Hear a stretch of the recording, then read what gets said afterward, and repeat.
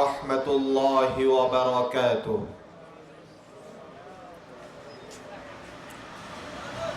الحمد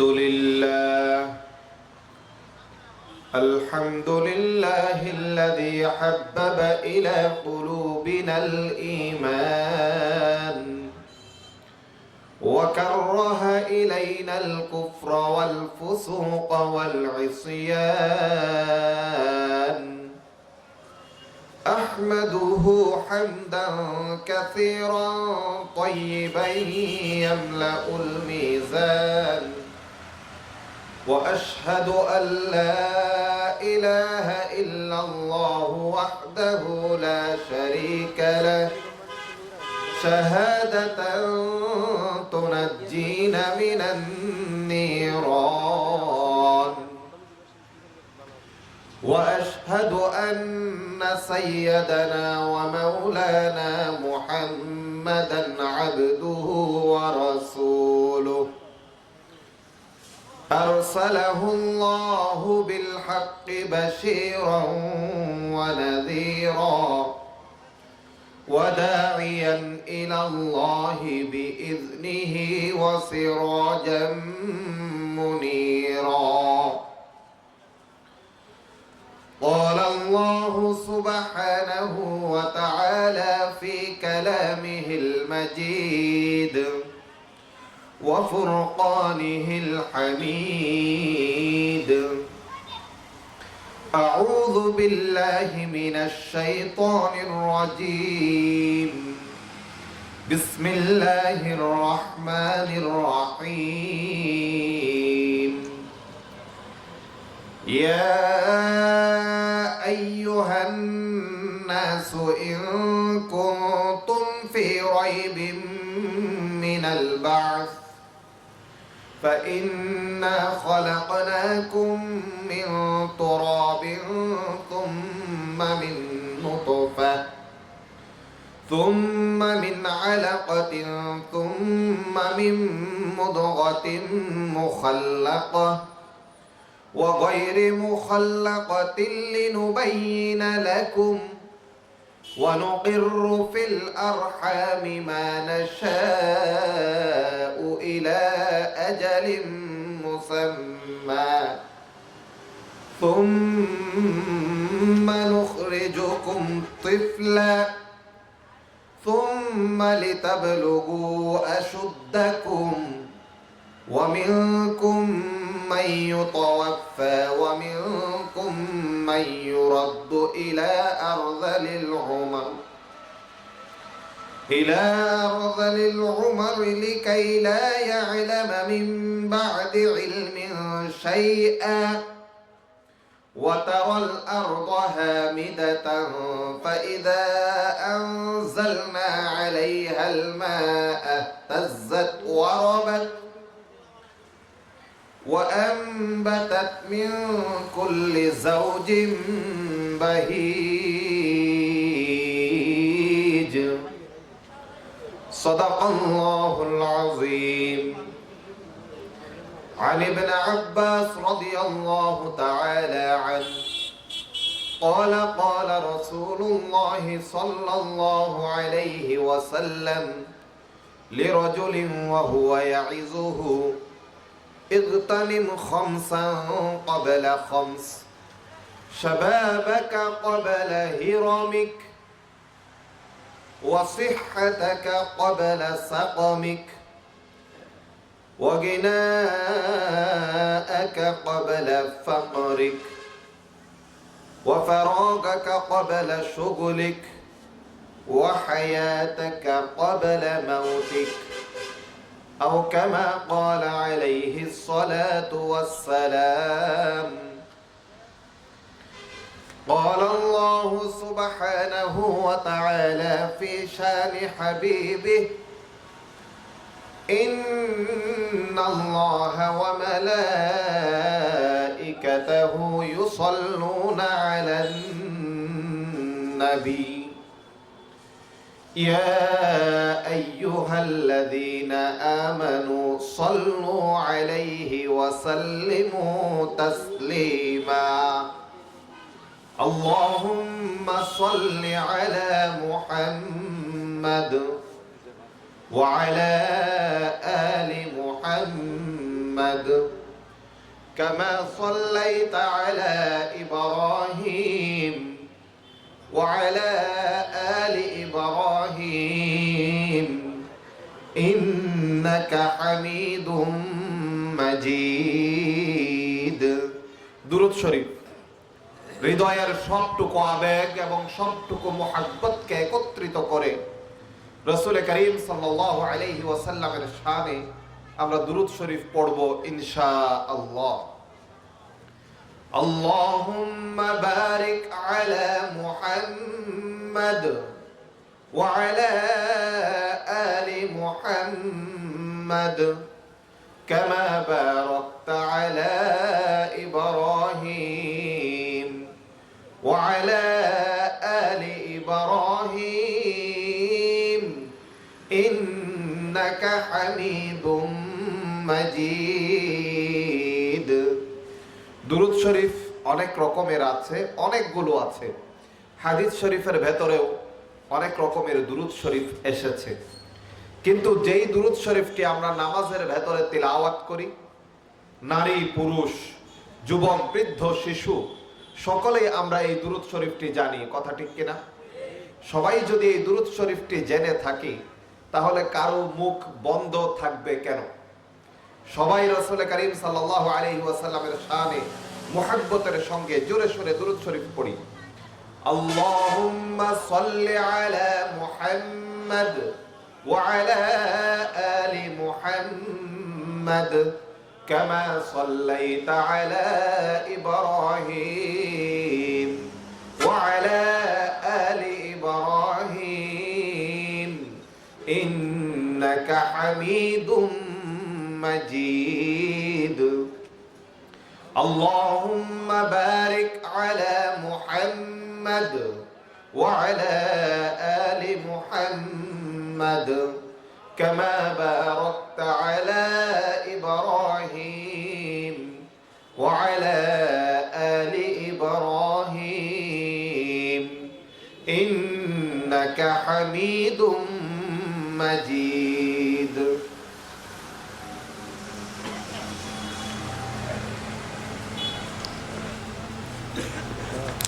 আলহামদুলিল্লাহ, বিশ্বনন্দিত বিশ্ববিখ্যাত পর্যটন নগরী কক্সবাজারের দরজা বলা যায়, বাস টার্মিনাল লারপাড়া এলাকা। এই পর্যটন নগরীর প্রবেশ দ্বারে পশ্চিম লারপাড়া কেন্দ্রীয় জামে মসজিদের উদ্যোগে আজকে ৪র্থতম বার্ষিক সভা ও তাফসীরুল কুরআন মাহফিল অনুষ্ঠিত হতে যাচ্ছে। আলহামদুলিল্লাহ, মসজিদের মাঠে অনুষ্ঠিত এই তাফসীরুল কুরআন মাহফিল ও বার্ষিক সভায় আল্লাহ সুবহানাহু ওয়া তাআলা আমল করার নিয়তে তার পবিত্র কালামে পাক থেকে এবং রাসূল করিম সাল্লাল্লাহু আলাইহি ওয়াসাল্লামের হাদিসগুলো থেকে কিছু কথা বলার জন্যে, শোনার জন্যে, বোঝার জন্যে ইমানদার মুসলমান ভাইদেরকে আজকে রহমত দিয়ে ঘেরা, বরকত দিয়ে পরিপূর্ণ হওয়া এই কোরআনি প্যান্ডেলে একত্রিত হওয়ার, আসার, বসার তৌফিক দান করেছেন যে আল্লাহ সুবহানাহু ওয়া তাআলা। তার দরবারে আমরা সবাই একবার জোরে সুরে কালিমাতুশ শুকর আদায় করি, বলি আলহামদুলিল্লাহ। সম্মানিত হাজিরিন, আমরা দেখতে পাচ্ছি আজকের এই বার্ষিক সভা ও তাফসীরুল কুরআন মাহফিলে সভাপতিত্ব করছেন এই জামে মসজিদের সম্মানিত সভাপতি জনাব নবী হোসেন সাহেব, এবং আমার পূর্বে কোরআন এবং হাদিসের আলোকে অত্যন্ত গুরুত্বপূর্ণ বয়ান রেখেছেন হাজীপাড়া দাখিল মাদ্রাসার সম্মানিত সিনিয়র শিক্ষক মাওলানা আবুল বাশার আরমান সাহেব। এছাড়াও চকরিয়া খুটাখালী পূর্ব গর্জনতলী নতুন জামে মসজিদের সম্মানিত খতিব প্রসিদ্ধ ওয়াইস মাওলানা হাফেজ মনসুর আলম জমিরি সাহেব এই কিছুক্ষণ আগে আপনাদের সামনে কোরআন এবং হাদিসের আলোকে জীবন ঘনিষ্ঠ বয়ান রেখেছেন আপনাদের পশ্চিম লারপাড়া কেন্দ্রীয় জামে মসজিদের সম্মানিত খতিব বিদগ্ধ আলোচক মাওলানা হাফেজ উজাইর বিন আব্দুল হক সাহেব বারাকাল্লাহু ফি হায়াতিহি। তিনি এবং তার সম্মানিত আব্বাজান এতত অঞ্চলের প্রখ্যাত ওয়াইস আলেমদের মুরব্বী পীরে কামেল হযরত মাওলানা আব্দুল হক হক্কানি সাহেব বারাকাল্লাহু ফি হায়াতি হাফিজাহুল্লাহ। বাপ বেটা দুজনকে আল্লাহ পাক রব্বুল আলামিন তৌফিক দান করেছেন উম্মতের খিদমতে কাজ করার জন্য, উম্মতের ফিকির নিয়ে, উম্মতের চিন্তা ভাবনা নিয়ে মসজিদের মিম্বর থেকে খুতবা খতিব হয়ে খুতবা থেকে এই উম্মতকে দিক নির্দেশনা প্রদান করার জন্য এদের প্রত্যেকের জন্য আমি দিল ভরে মহান রবের দরবারে দোয়া করছি আল্লাহ পাক রব্বুল আলামিন আমার পূর্বে যারা এই তাফসীরুল কোরআন মাহফিল ও বার্ষিক সভায় গুরুত্বপূর্ণ বয়ান রেখেছেন, আল্লাহ সুবহানাহু ওয়া তাআলা তাদের সকলের ইলমে আমলে হায়াতে রিজিকে জবানে বয়ানে বরকত দান করুন, আমিন। এই মসজিদের কমিটির সদস্যবৃন্দ, মসজিদের সম্মানিত মুসল্লিবৃন্দ, ইমাম মুয়াজ্জিন খতিব খাদেম, মসজিদকে কেন্দ্র করে এই এলাকার সমাজে বসবাসকারী সকল জনসাধারণ এই মসজিদকে মহব্বত করেন, মসজিদের সঙ্গে সম্পৃক্ত সংযুক্ত আছেন এমন সকল ভাইয়েরা, বাস টার্মিনাল এলাকার সকল ব্যবসায়ী ভাইদের জন্য, যাত্রী হিসেবেও যারা নামাজ আদায় করেন এই মসজিদের সকলের জন্য মহান রবের দরবারে প্রাণ ভরে দোয়া করছি আল্লাহ পাক রব্বুল আলামিন সকলের জন্য রহমতের ফয়সালা করে দিন, হিদায়াতের ফয়সালা করে দিন, বরকতের ফয়সালা করে দিন, মাগফিরাতের ফয়সালা করে দিন, নাজাতের ফয়সালা করে দিন, বলি আমিন। সম্মানিত হাজিরিন, আজকে আমাকে কথা বলার জন্য একটি বিষয় নির্ধারণ করে দেওয়া হয়েছে, সেটি হলো বর্তমান যেই প্রেক্ষাপটটি চলমান রয়েছে এই প্রেক্ষাপটে এই জাতির অমূল্য সম্পদ, আমি বলি বাংলাদেশের মেরুদণ্ড, আমাদের অতি আদরের অতি স্নেহের অত্যন্ত গুরুত্বপূর্ণ তরুণ প্রজন্ম ও যুবক ভাইয়েরা তাদের দায়িত্ব, তাদের কর্তব্যবোধ, বিশেষ করে দিক হারিয়ে ফেলা, পথ হারিয়ে ফেলা, উদ্ভ্রান্ত হয়ে জীবনের লক্ষ্য উদ্দেশ্য গন্তব্য ঠিক করতে না পারা আমাদের তরুণ ভাইয়েরা, যুবক ভাইয়েরা কোরআন এবং হাদিসের দৃষ্টিতে বর্তমান প্রেক্ষাপটে আমাদের এই তরুণ যুবক ভাইদের, জাতির মেরুদণ্ডদের কি করণীয়, কি বর্জনীয়, এই বিষয়গুলো নিয়ে আমাকে কথা বলার জন্য অনুরোধ করা হয়েছে। হয়তো অল্প সময় কথা বলার সুযোগ হবে। শুরুতেই মহান আল্লাহ রাব্বুল আলামিনের দরবারে তৌফিক চেয়ে নিচ্ছি, যতক্ষণ পর্যন্ত এই রহমতে ঘেরা বরকতে পরিপূর্ণ কুরআনী প্যান্ডেলে কথা বলবো, আল্লাহ পাক রব্বুল আলামিন যেন আমাদের জন্য, উম্মতের জন্য উপকারী কথাগুলোই আমাকে বলার তৌফিক দান করেন। সব ধরনের অপ্রয়োজনীয়, অহেতুক, অকাজের কথা বলা থেকে যেন এবং কথা শোনা থেকে যেন আল্লাহ পাক রব্বুল আলামিন আমাদের সকলকে হেফাজত করেন, আমিন। সুবহানাকা লা ইলমা লানা ইল্লা মা আল্লামতানা ইন্নাকা আনতাল আলিমুল হাকীম। রব্বিশরাহ লি সাদরি ওয়া ইয়াসসির লি আমরি واحلل عقدة من لساني يفقهوا قولي ربي يسر ولا تعسر وتمم بالخير اللهم رب زدني علما نافعا سبحان الله وبحمده سبحان الله العظيم اللهم صل وسلم على عبدك ورسولك محمد وعلى آله وأصحابه أجمعين সম্মানিত হাজিরিন, আল্লাহ পাক রব্বুল আলামিন এই পৃথিবীতে যেখানে জিনেরা বসবাস করত সেখান থেকে জিনদেরকে সরিয়ে দিয়ে এক দীর্ঘ যুদ্ধের মধ্য দিয়ে ফেরেশতাদের সঙ্গে জিনদের একটা ভয়ানক যুদ্ধ হয়েছিল। তখনও মানুষেরা এই পৃথিবীতে আসেনি। ফেরেশতাদের সঙ্গে জিনদের সেই ভয়ানক যুদ্ধের পরে জিনেরা পরাজিত হয়ে যায়, বেশিরভাগ জিন জাতি মারা যায়। অল্প কিছু জিন পাহাড়ের গুহায় বা অন্যান্য জায়গায় আশ্রয় নিয়ে রয়ে যায়। তার পরবর্তীতে আল্লাহ সুবহানাহু ওয়া তাআলা এই জমিনে প্রতিনিধি হিসাবে মানুষকে পাঠানোর জন্য ফয়সালা করলেন।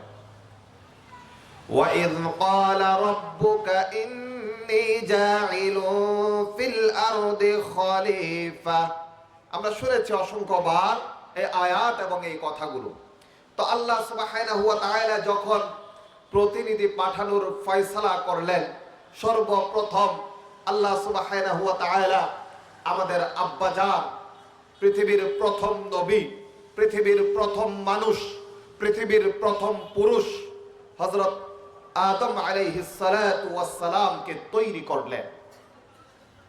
এরপরে আল্লাহ সুবহানাহু ওয়া তাআলা আম্মা জান হাওয়া আলাইহাস সালাতু ওয়াস সালামকে তৈরি করলেন। এই দুইজন, তাদের মধ্য দিয়ে এই পৃথিবীতে মানব জাতির অগ্রযাত্রা শুরু হলো। আল্লাহ সুবহানাহু ওয়া তাআলা এই প্রেক্ষাপটটি সূরাতুল হুজুরাতের ভেতরে বর্ণনা করেছেন। আল্লাহ পাক রব্বুল আলামিন বলেন, ইয়া আইয়ুহান নাসু ইন্না খলাকনাকুম মিন যাকারিন ওয়া উনসা ওয়া জাআলনাকুম শুউবান ওয়া ক্বাবাইলা লিতাআরাফু ইন্না আকরামাকুম ইনদাল্লাহি আতকাকুম ইন্নাল্লাহা আলীমুন খবীর। আল্লাহ বলেন, ইয়া আইয়ুহান নাস, হে মানুষেরা, ইন্না খলাকনাকুম মিন যাকারিন ওয়া উনসা, একজন নারী এবং একজন পুরুষ থেকে আমি রব্বুল আলামিন তোমাদেরকে তৈরি করেছি। ওয়া জাআলনাকুম শুউবান ওয়া ক্বাবাইলা লিতাআরাফু, এরপর আল্লাহ সুবহানাহু ওয়া তাআলা নানা গোত্রে, নানা গোষ্ঠীতে, সম্প্রদায়ে আল্লাহ পাক রব্বুল আলামিন আমাদেরকে বিভক্ত করে দিলেন, ভাগ ভাগ করে দিলেন। এখন আমি অমুক গোষ্ঠীতে জন্ম নিয়েছি, তমুক গোষ্ঠীতে জন্ম নিয়েছি, এই যে এক এক গোষ্ঠীতে, সম্প্রদায়ে, গোত্রে বিভক্ত করলেন, কে করেছেন? আল্লাহ সুবহানাহু ওয়া তাআলা। কেউ ফকিরের সন্তান, কেউ কোটিপতির সন্তান, কেউ খান বংশের সন্তান, কেউ চৌধুরী বংশের সন্তান, কেউ শিকদার তালুকদার বংশের সন্তান। আল্লাহ বলেন, তোমার বংশ আভিজাত্যে কোনো মর্যাদা নেই, তোমার অর্থবিত্ত, ধন সম্পদ, ঐশ্বর্যের ভেতরে কোনো মর্যাদা লুকিয়ে নেই, তোমার ব্র্যান্ডের ভেতরে কোনো মর্যাদা লুকিয়ে নেই। সম্মান আর মর্যাদা যদি আল্লাহর কাছে পেতে চাও, যে আল্লাহ তোমাদেরকে তৈরি করেছেন, এই রব্বুল আলামিন যিনি এক নারী পুরুষ থেকে সারা পৃথিবীতে মানব জাতিকে এইভাবে ছড়িয়ে ছিটিয়ে দিলেন। ইয়া আইয়ুহান নাসু তাকু রাব্বাকুমুল্লাযী খালাকাকুম মিন নাফসিন ওয়াহিদা, যে রব্বুল আলামিন হযরত আদম প্রথমত, এরপর আদম থেকে হযরত হাওয়া, এই দুইজন থেকে মানুষ, তাদেরকে সারা পৃথিবীতে ছড়িয়ে ছিটিয়ে দিলেন। وجعل منها زوجها وبث منهما رجالا كثيرا ونساء, সে রব্বুল আলামিনকে তোমরা ভয় করো, তোমাদের ভেতরে যার যত বেশি তাকওয়া থাকবে, ইন্না আকরামাকুম ইনদাল্লাহি আতকাকুম, আল্লাহর কাছে তার মর্যাদা তত বেশি হবে। এখন কথা হলো, আল্লাহ পাক রব্বুল আলামিন একজন নারী এবং একজন পুরুষ, হযরত আদম এবং হযরত হাওয়া আলাইহিমাস সালাম, তাদের দুজনের মাধ্যমে যখন এই দুনিয়াতে আমাদেরকে পাঠানো শুরু করলেন, মানব জাতির অগ্রযাত্রা যখন এই পৃথিবীতে শুরু হলো, দেখা গেল পৃথিবীর প্রথম ভূমিষ্ঠ যেই সন্তান, যেই শিশুটি এই দুনিয়ার জমিনে প্রথম এসেছে, আল্লাহ পাক রব্বুল আলামিন তার ব্যাপারে বলছেন, এই সন্তান সে মায়ের পেটের ভেতরে ছিল। কোথায় ছিল? প্রথমে বাবার শরীরে আল্লাহ পাক রব্বুল আলামিন তাকে দান করলেন, এক ফোঁটা নাপাক পানি হিসাবে তাকে বাবার শরীর থেকে মায়ের রেহমের ভেতরে প্রবেশ করালেন। আল্লাহ সুবহানাহু ওয়া তাআলা বলছেন যে তোমাদেরকে আমি এক ফোঁটা নাপাক পানি থেকে তৈরি করেছি। যখন মায়ের গর্ভে ওই সন্তান চলে গেল, তখন আল্লাহ পাক রব্বুল আলামিন তাকে ইন্না খলাকনাকুম মিন তুরাব, প্রথমত মাটি থেকে তৈরি করেছেন, সেখান থেকে রক্তপিণ্ড আলাকা, ওই আলাকার উপর আল্লাহ পাক রব্বুল আলামিন হাড় চড়ালেন, গোশত চড়ালেন, তার উপরে চামড়া চড়িয়ে দিলেন, তার ভেতরে রূহ ফুঁকে দিলেন। মায়ের পেটের ভেতরে আল্লাহ পাক রব্বুল আলামিন ওই সন্তানকে নির্দিষ্ট সময় পর্যন্ত রাখলেন। আল্লাহ বলেন, ওয়ানুকিররু ফিল আরহামি মা নাশাউ ইলা আজালিন মুসাম্মা, সূরাতুল হজ 5 নম্বর আয়াত। আল্লাহ পাক রব্বুল আলামিন বলেন, মায়ের পেটের ভেতরে যতদিন ইচ্ছা নির্দিষ্ট সময় পর্যন্ত আল্লাহ পাক রব্বুল আলামিন আমাকে আপনাকে রাখলেন। কথা বোঝা গেল? কারো 8 মাসে, কারো 8.5 মাসে, কারো 9 মাসে, কারো 9.5 মাসে, কারো 10 মাসে, কারো ডেট পার হয়ে যাওয়ার পরে তারপর সন্তান জন্ম নিচ্ছে। কথা বোঝা গেছে? তাহলে বোঝা যায় সন্তান নিজের ইচ্ছায় দুনিয়ায় আসতে পারে না। যতদিন পর্যন্ত আল্লাহ তার জন্য মায়ের গর্ভে বসবাস করার ফয়সালা করে রেখেছেন, ততদিন পর্যন্ত ওই সন্তান কোথায় থাকবে? মায়ের গর্ভে থাকবে। তারপর একদিন চলে আসবে, আল্লাহ পাক রব্বুল আলামিন বলেন, আজকে আমি ফয়সালা করলাম, দুনিয়াতে তোমার আসার সময় হয়ে গেছে। সুম্মাস সাবিলা ইয়াসসারা, আল্লাহ দুনিয়ায় আসার রাস্তাকে সহজ করে দিলেন। কে সহজ করলেন? আল্লাহ সহজ করলেন। এরপরে ওই সন্তান যে মায়ের গর্ভে আল্লাহ যাকে নির্দিষ্ট সময় পর্যন্ত রেখেছেন, আজকে তার দুনিয়াতে